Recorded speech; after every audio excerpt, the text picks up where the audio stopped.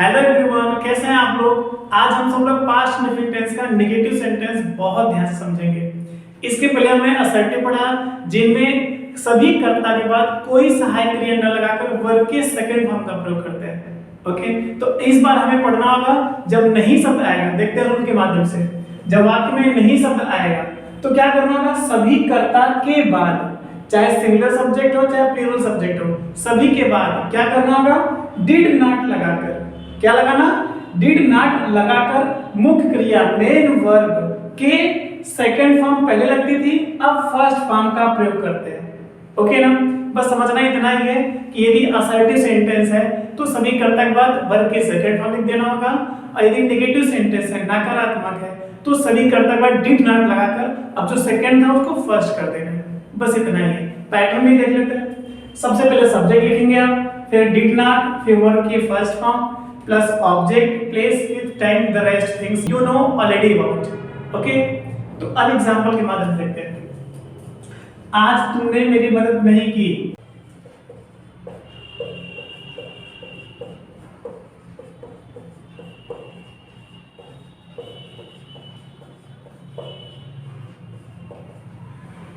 देखिए, किसने मदद नहीं की, तुमने। तुमने के लिए क्या होगा, यू। नहीं की, नहीं शब्द आ गया, क्या होगा, सभी कर्ता के बाद डिड नॉट लगता है, तो इसमें भी डिड नॉट ही लगेगा। अब मदद करना क्या होता है, मदद करना के लिए हेल्प होता है, आप सिर्फ ईडी लगा दीजिए, वर्ब की सेकंड फॉर्म हो जाएगी। पहले सेकंड फॉर्म लगाना था, लेकिन अब चूंकि डिड नॉट आते ही वर्ब की फर्स्ट फॉर्म हो जाएगा, तो ये जो आपने सेकंड लगाया है इसको हटा के फर्स्ट कर देना होगा। अच्छा, ये सेकंड फॉर्म हट क्यों जाती है, फर्स्ट क्यों हो जाता है, तो समझाते हैं आपको। ये जो मेन हेल्पिंग वर्ब है वो डू है, डू का ही सेकंड फॉर्म होता है डिड। अब सहायक क्रिया का सेकंड फॉर्म डिड हो गया। समझना ये है कि सेकंड फॉर्म एक ही लगाना है, चाहे हेल्पिंग वर्ब चाहे मेन वर्ब। अब सेकंड फॉर्म हेल्पिंग वर्ब का हो गया तो मेन, देखिए, मुख्य क्रिया का सेकंड फॉर्म नहीं होगा। बस इतना ही आपको समझना है। ओके ना, जब सेकंड फॉर्म सहायक क्रिया हो जाएगी तो मेन वर्ब का सेकंड फॉर्म नहीं लिखना होगा। ठीक, तो यू डिड नॉट हेल्प अवर के फर्स्ट फॉर्म, जो कि सेकंड फॉर्म आ चुका है। ठीक है ना, यू डिड नॉट हेल्प मेरी के लिए मी। ओके, आज के लिए टुडे लिख दीजिए आप। So you did not help me today. Okay, अब इस डिड नॉट को और भी ज्यादा एडवांस करना चाहते हैं आप, तो डिड नॉट आप देख लीजिए, did plus not is equal to didn't कर सकते हैं यहाँ पे आप। ओके ना, डिडंट या DINN, डिन, इसको डिन पढ़ते हैं। ओके ना, इसको डिन पढ़ते हैं। आपकी मर्जी, चाहे डिन करिए चाहे डिडंट कीजिए या डिड नॉट कीजिए, जो आपको अच्छा लगे। एक ब्रिटिश है, एक अमेरिकन है, एक फ्रेंच है, टोन है ये। ठीक है ना, तो टोन में आपको बताऊंगा हर अलग अलग देश का प्रोनाउंसिएट आपको अच्छे से करना होगा, तो आप बहुत ज्यादा जल्दी से इंप्रूव कर पाएंगे। So you did not help me, या you didn't help me today हो सकता है। आज समझ में नोट कीजिए, क्योंकि हम नीचे नहीं लिखेंगे, अब हम इरेज करते हुए चलेंगे। ठीक, समझ में आ गया ना। देखते हैं दूसरा सेंटेंस। आज पिताजी बाजार से मिठाई नहीं लाए। कौन नहीं लाए, पिताजी। क्या होगा, फादर। नई शब्द आने में क्या करेंगे, डिड नॉट। जब भी वाक्य में नई शब्द है, देखिए लाए यही नहीं लग रहा है, पास्ट इंडेफिनिट टेंस की पहचान है आ ई एक, मैं कल बताया था आपको पिछले वीडियो में। ओके ना, सो फादर डिड नॉट। अब लाना क्या होता है, लाना का ब्रिंग होता है, वर्ब की फर्स्ट फॉर्म ही लिखना है, ब्रॉट करना नहीं है, क्योंकि ऑलरेडी सेकंड फॉर्म आ चुका है, इसलिए मेन वर्ब का फर्स्ट फॉर्म हो जाएगा। बस इतना ही आपको समझना अच्छे से। So father did not bring, क्या नहीं लाए, मिठाई। क्या होगा, स्वीट, SWEET। अब बाजार से, फ्रॉम मार्केट।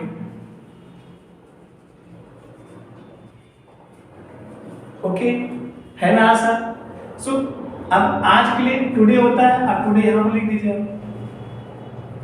दिख रहा है ना, नोट कर लीजिए सारी चीजें, इस बार डिलीट कर देते सब। ओके, सो पिताजी आज बाजार से मिठाई नहीं लाए। Father did not bring vegetable from market, या फादर डिडंट भी हो सकता है, didn't father didn't bring vegetable या ब्रिंग स्वीट फ्रॉम मार्केट, या फादर डिडंट भी हो सकता है, DINN वहां पर लिखा मैंने। Okay, so father didn't bring sweet from market today. कर लेंगे आप? समझ आ रहा है आपको? हम आपको ट्रांसलेशन सिखा रहे हैं, ग्रामर नहीं बता रहे हैं। हमने आपको पहले ही वीडियो में बताया कि ग्रामर अलग चीज है, ट्रांसलेशन अलग है। जब ग्रामर चलेगा तो टोटल इंग्लिश टू इंग्लिश हम बता सकते हैं, लेकिन जब ट्रांसलेशन बता रहे हैं तो ट्रांसलेशन का मतलब ये होता है कि एक लैंग्वेज से, एक भाषा से दूसरी भाषा में कन्वर्ट, रूपांतरित करना। तो अब आप चूंकि इंडियन है, हम आप भारतीय हैं, वो भी उत्तर प्रदेश और बिहार के बच्चे, यूपी बोर्ड के, बिहार बोर्ड के क्या हालत होती है आप जानते हैं। उनके लिए मैं ये सारी चीज कर रहा हूँ। हर एक वर्ड का मतलब आपको पता होगा, तब जाकर के प्रैक्टिस करते करते आप फ्लुएंट हो पाएंगे। ठीक है, तो हिम्मत नहीं आ रही, थोड़ा वक्त लगेगा, इसे भी नोट कीजिए, हम आगे बढ़ते हैं। ठीक,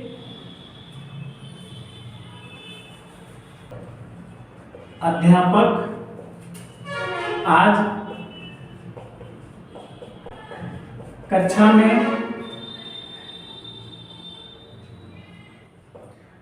में अंग्रेजी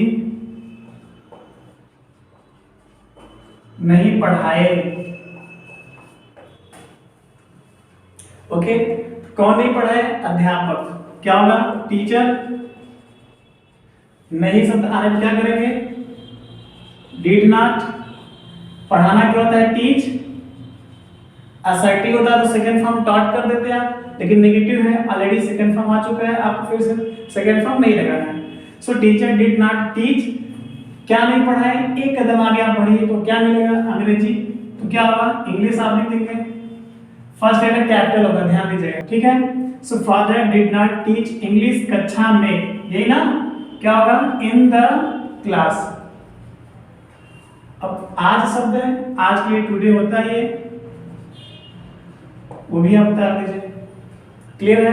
पढ़ते इस बार। Teacher did not teach English in the class today, या teacher didn't teach English in the class today, या teacher didn't teach English in the class today, हो सकता है।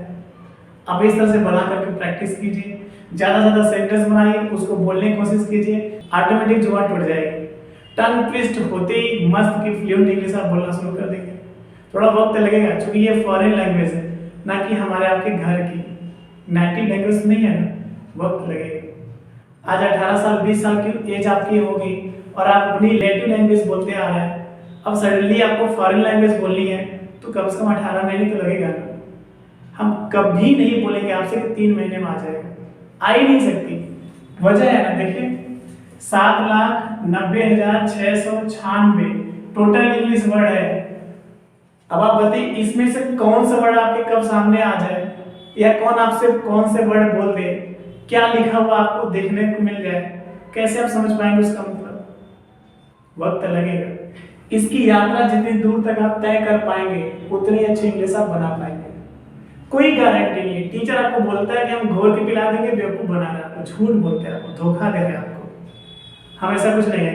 Practice makes the man perfect. The more you give your time for a practice, the more you become strong in yourself. So I'm here to let you have everything that you need. Just wait a little more, please. Thank you. Clear हुआ ये चीज? अच्छे से note किया आपने? मैं आगे बढ़ता हूँ।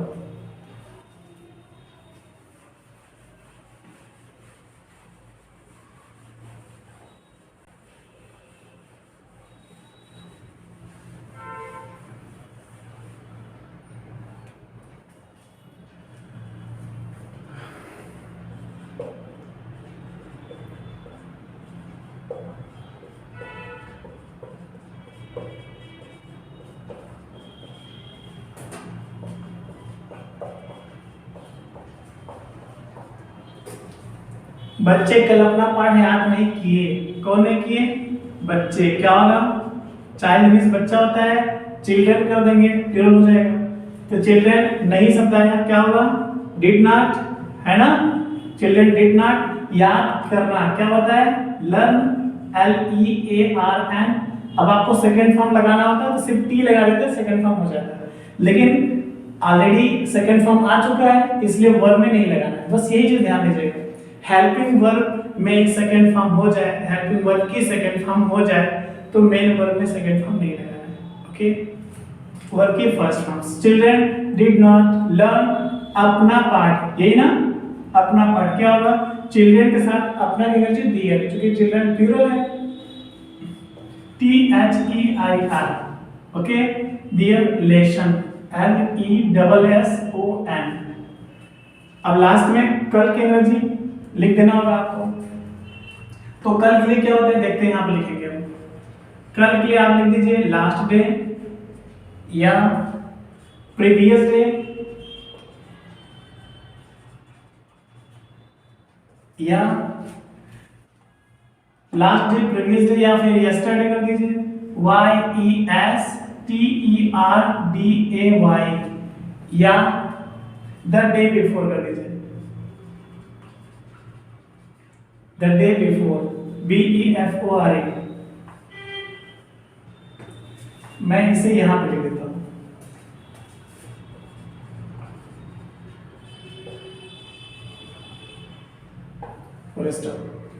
कल शब्द के लिए 4 वर्ड हो सकते हैं, 1 2 3 और 4। ठीक है, नोट कीजिए इसे, आप इस तरह से बनाने की प्रैक्टिस कीजिए, ज्यादा से ज्यादा बोलने की कोशिश कीजिए। कैसे नहीं है सब कुछ आसान। आपने नोट कर ली, मैं आगे बढ़ूं। और एक चीज और बता दें आपसे, इसके साथ ध्यान दीजिएगा, इसकी यात्रा करते रहिए आप। पहला वीडियो में ही मैं हर चीज बता दिया हूं कि इसकी मात्रा जितना अधिक आप बढ़ाएंगे उतनी अच्छी, उतनी फ्लुएंट आप इंग्लिश बोल पाएंगे। और किस तरह से कितना कंटेंट होना चाहिए, कितना डिस्टेंस पर कितनी अच्छी फ्लुएंसी आप बोल पाएंगे, वो सारी चीजें मैंने तैयार कर दी है। तो प्लीज वक्त देकर, थोड़ा टाइम लगेगा, मैंने बार बार बोल रहा हूँ, जाकर वो सारी चीज देखिए, कैसे तैयार करना, वो सारा पैटर्न भी मैंने दिया है। फिर कैसे नहीं आएगा, थोड़ा वक्त लगेगा लेकिन पक्का आने है। ये भी नोट किया आपने, हम आगे बढ़ते हैं।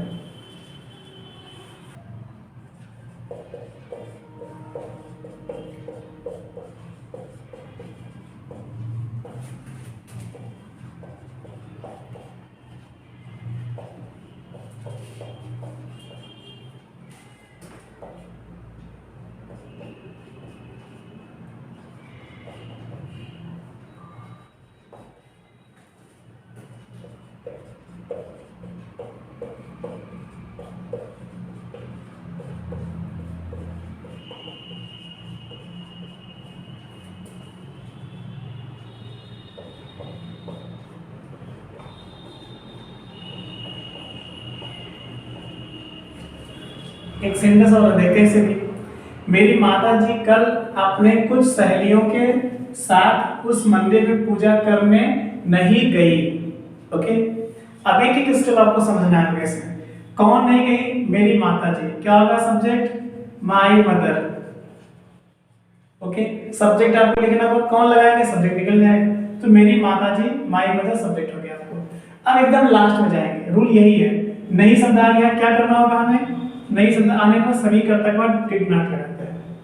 तो डिड नॉट, जाना, गई, गोविंद जाना होता है ना, तो जाना से ही गई बना है, पास्ट परफेक्ट टेंस की पहचान इसमें लगा है। तो क्या होगा, जाना के लिए गो होता है, सेकंड फॉर्म करते तो वेंट करते हैं, लेकिन नहीं करना क्योंकि डिड लगा है ना, डिड आने पर वर्ब की फर्स्ट फॉर्म ही होती है। So my mother did not गो, नहीं गई। चलिए, कहां नहीं गई? पूजा करने, यही ना, पूजा करने। तो टू वर्शिप, क्यों? क्योंकि किसी भी क्रिया के बाद जब ना में नी लगा तो उसके पहले टू लगा देते हैं, ये रूल है। तो did not go to worship, कहां? उस मंदिर में, प्लेस है ये ना, तो मे के लिए इन लिखेंगे, इन के बाद फिर उसके स्पेलिंग आएगा। तो इन दैट मंदिर के लिए टेंपल होता है, आप लिख दीजिए।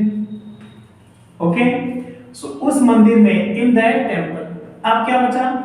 अपने कुछ सहेलियों के साथ। सबसे पहले के साथ के लिए विद होता है, विद के बाद फिर अपना की स्पेलिंग आएगा, ये है। तो माता जी से अपना का एनर्जी हर होगा। ओके, हर। अब कुछ सहेली, यही बचा ना, कुछ के लिए सम होता है, सहेली के लिए को गर्ल। आप फ्रेंड्स भी कर सकते हो, दोनों सही।